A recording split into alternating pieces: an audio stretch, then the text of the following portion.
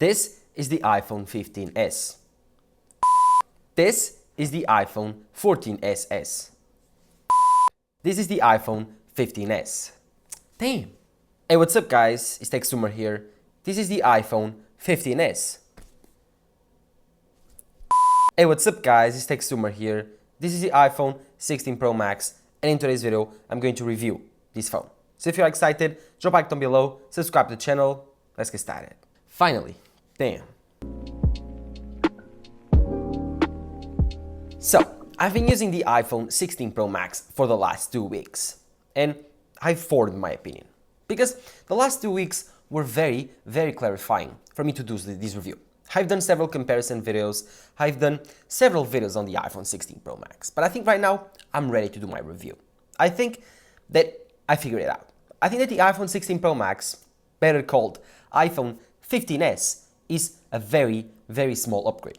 So, yes, this is not a rant video, this is not a negative review, but it's my own opinion. So if you are excited, it's gonna be a long one. Why do I say that the iPhone 16 Pro Max is an iPhone 15s?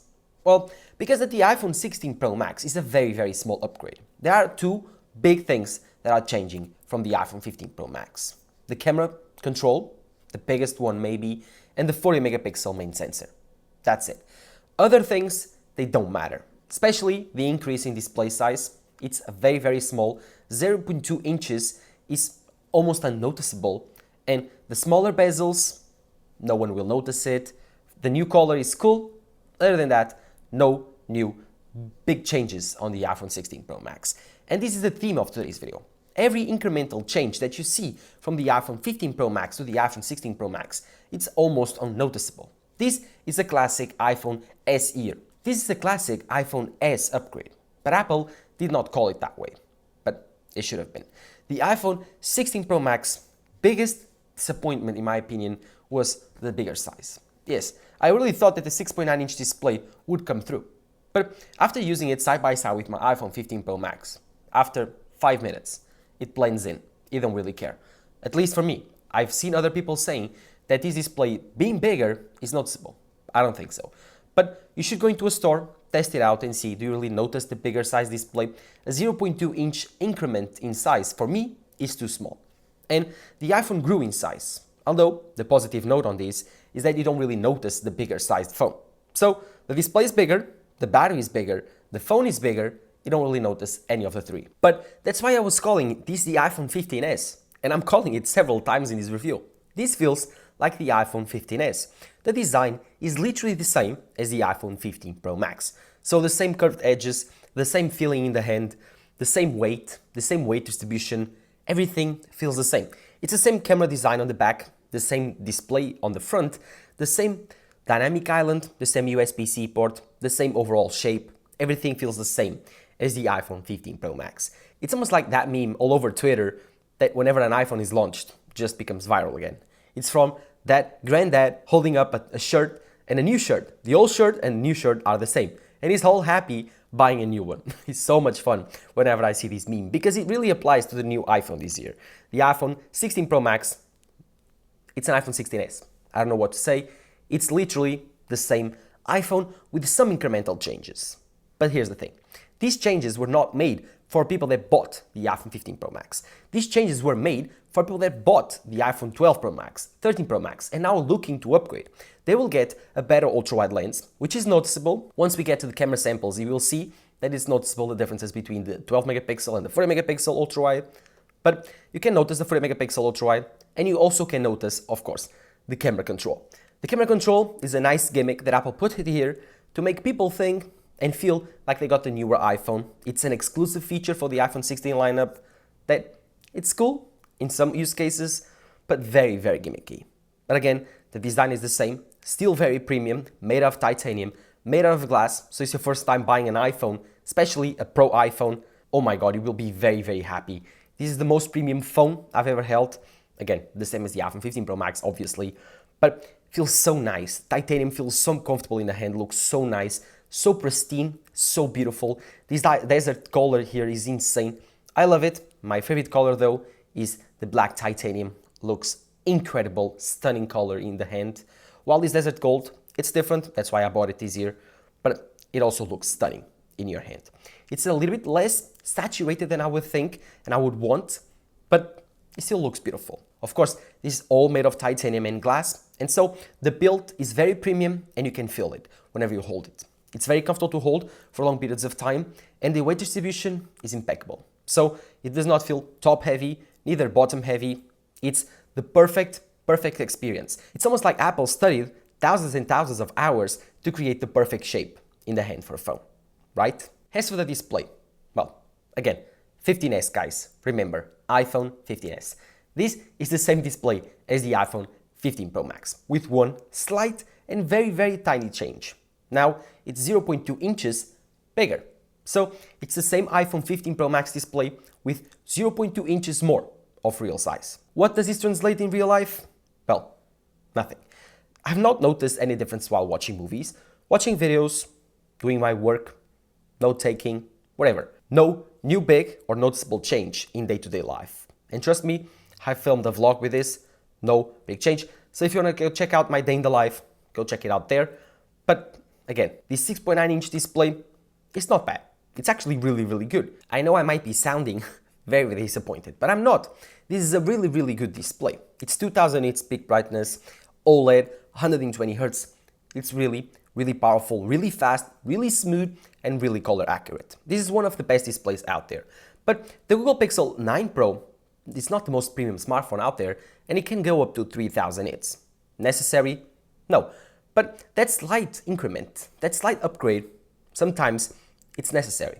Because from the iPhone 15 Pro Max to the 16 Pro Max, no change. From the 16 Pro Max to the 17 Pro Max, slight change. But if you have made 2 slight changes in 2 years, then the upgrade will feel bigger after 2 years than it felt after only 2 years with 1 slight upgrade. But I'm getting lost here. This is a very good display. If you buy it, you will love it. 120 Hz OLED display. If you are coming from an iPhone 13 Pro Max or older, this will feel like a big upgrade because your iPhone is only capable of 1200 nits peak brightness. This will feel much brighter than before. And of course, 6.9 inches, nice. If you are upgrading from older iPhones than the iPhone 14 Pro Max, you will get Dynamic Island. And the state of Dynamic Island 2 generations after being released, so we got the iPhone 14 Pro Max, the iPhone 15 Pro Max, and now the iPhone 16 Pro Max with Dynamic Island, is that we got more things to use it for. Now, live activities are very common, almost every app has it, and I like it a lot. So now that most apps use live activities, Dynamic Island has proven itself to be a very useful thing. I guess we have had it in every iPhone since the iPhone 15, so it's more common now. I'm excited to see what developers do with Dynamic Island in 2-3 years, but if it's your first time using or buying an iPhone with Dynamic Island, it's a very neat feature, at least in my opinion. And talking about gimmicks, one thing that I consider a big gimmick on this phone, it's camera control. Yes, at least until now, I've not used it enough to justify a single button, a single hardware change for this phone. I know, in the beginning I was super excited whenever I bought it, like having the ability to use it as a shutter button of your phone. It was so cool. I mean, it was such a romantic idea. But after 2 weeks, do I use it every day? No. Did I use it twice in 1 week? No. I used it once when I did the day in the life, but then I completely forgot. I use my phone for very simple stuff. Phone calls, messages, Instagram, Twitter, YouTube Studio, that's it. Note-taking sometimes, reminders sometimes, but I don't play games and I love to take video and photos. But whenever I do it, it's because I'm traveling, it's because I'm doing work. And when I'm traveling, well, I'm not programming that. I'm just taking photos so fast, opening up the camera app, tapping the display. I'm so used to it. And whenever I'm working, I don't want to waste time finicking around with this fun button that is not very intuitive. So I do believe that the problem with camera control is that it's too complicated. I do believe it should be simple because, again, this is very simple. Clicking up to open up the camera app.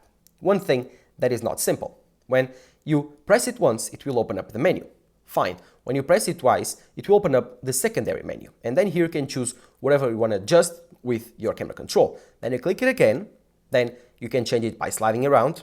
And yeah, you can change the zoom out, and this is quite cool. The issue with camera control is whenever you click the button, you are introducing camera shake that wasn't there if you click the display. So it's more stable and the photos will look better if you use the displays button instead of the camera control.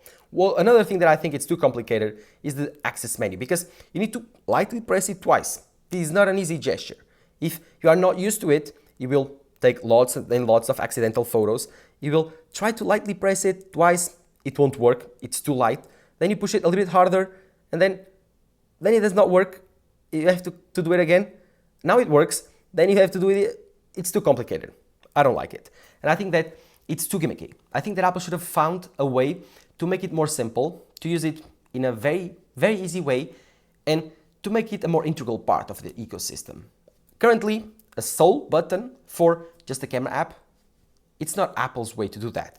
Apple normally likes to do minimalistic tech, and this is not minimalistic one bit. So Apple needs to make it more useful, create more use cases in the future.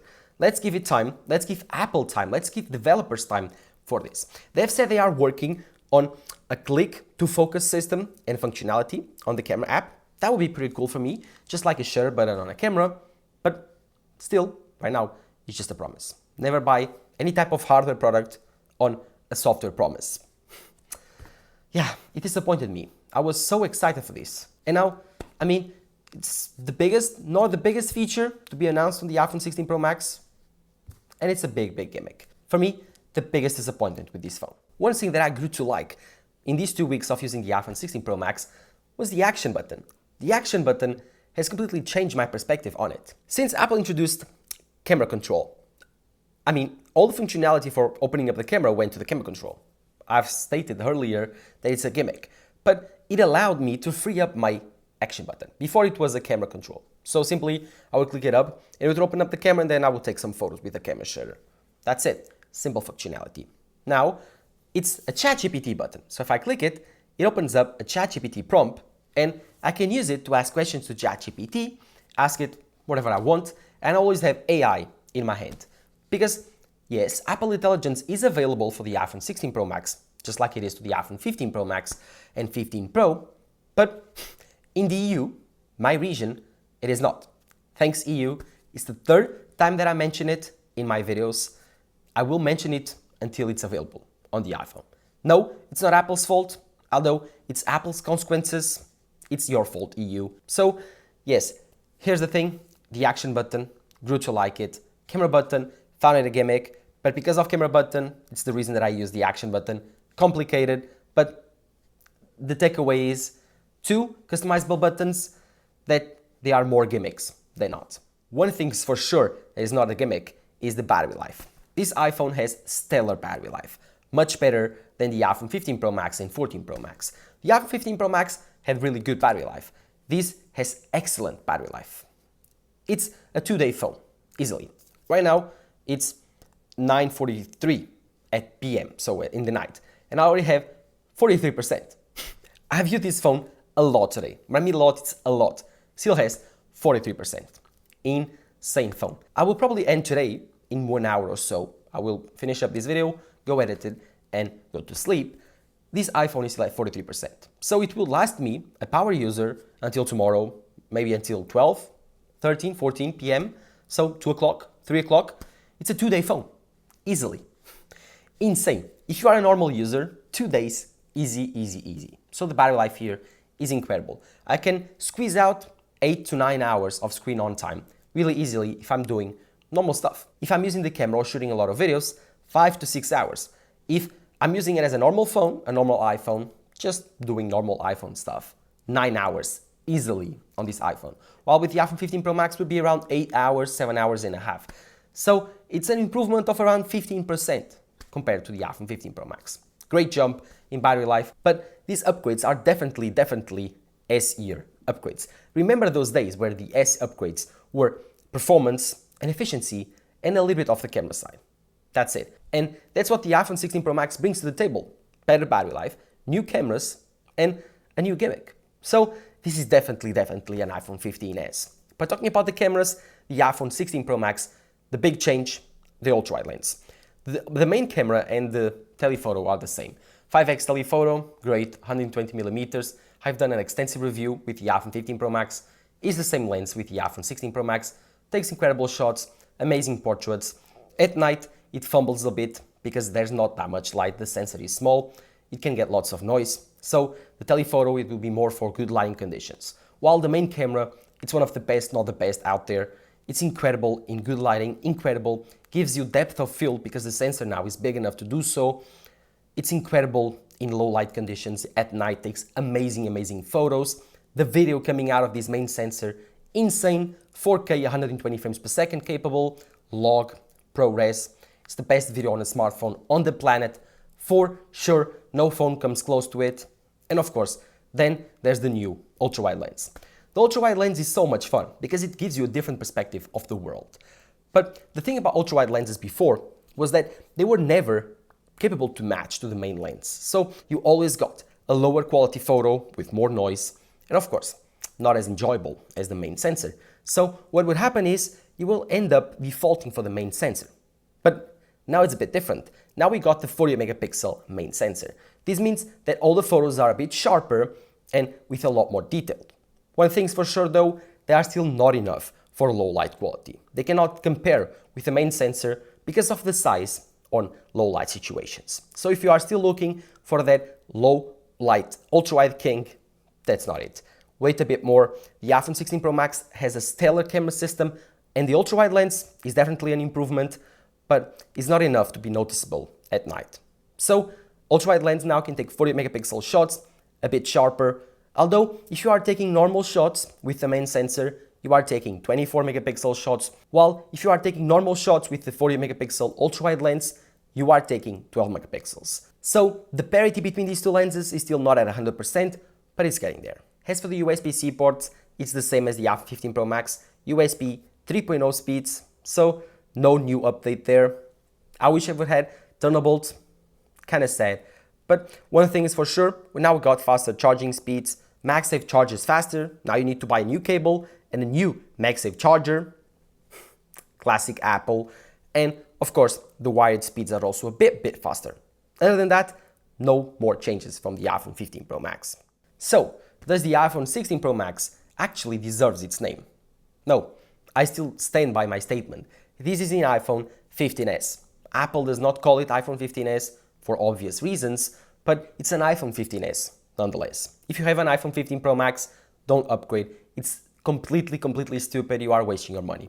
If you have an iPhone 14 Pro Max, wait, trust me, one more year you will notice more differences. Below that, if you have an iPhone 13 Pro Max, 12 Pro Max, whatever, you can upgrade. You will feel some changes that are worth it, especially USB-C, and of course, the new camera system. So, does the iPhone 16 Pro Max actually deserves its name? No, I still stand by my statement. This is an iPhone 15s. Apple does not call it that way because of obvious reasons, but it's the most deserving name of this iPhone. iPhone 15s. S for small. Yes, small upgrade. This is a very small and incremental upgrade from the iPhone 15 Pro Max. If you own it, there's no need to upgrade. Listen to this, don't upgrade your iPhone 15 Pro Max to the iPhone 16 Pro Max. Does not make any sense. And Apple knows that. They planned this lineup for you to upgrade every 3-4 years. Almost anyone knows that. We tech guys, we are the ones that fall in this trap of comparing every iPhone almost every year whenever it comes out and say, oh, yeah, buy it, upgrade it every year. No, don't do it. Does not make any sense if you are not selling your older iPhone and making it even. So this is a very small upgrade. iPhone 15s. Damn, again. So this is a very small upgrade. iPhone 16 Pro Max, better called iPhone 15s. But let me know in the comments below what you think. Have you already used an iPhone 16 Pro Max? Was my experience your experience? This is just an honest review from a simple guy on YouTube. But let me know in the comments below what you think. Thank you guys for watching. Bye bye.